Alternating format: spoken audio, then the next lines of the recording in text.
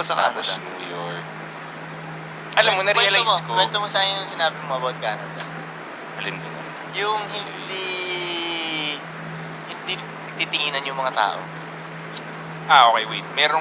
Merong campaign na ginawa sa Canada before na yung mga lalaki, 10 years ago pa ata, na yung mga lalaki, hindi sila pwede basta-basta tumingin sa mga babae in public.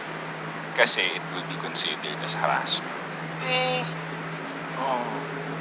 Ba yun? Good ba yun? So, sa tingin ko, bad. Kasi nga, yung population nila, problema nga nila ngayon kasi ngunti nila. So basically, yung mga rules doon, napansin ko, pampakonti. Totoo, tol. Kasi tingnan mo, ito pa, nagulat ako. Namigay kasi ako ng pabango doon.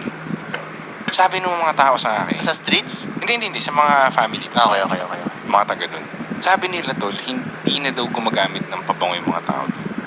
Kasi offensive daw. So may campaign din na pinakalat ang gobyerno na pag nakapabango ka, masyadong offensive. So hindi nagbebenta ng pabango yung mga tao masyado sa Canada. Kasi sanay na sila for like almost 10 years na hindi nagpapabango. So para sa akin, Parang tanga. pinipigilan nila yung mating, di ba, no? Pinipigilan nila yung mating. So, yun, tingin ko effective kasi yung unti nila. Di ba?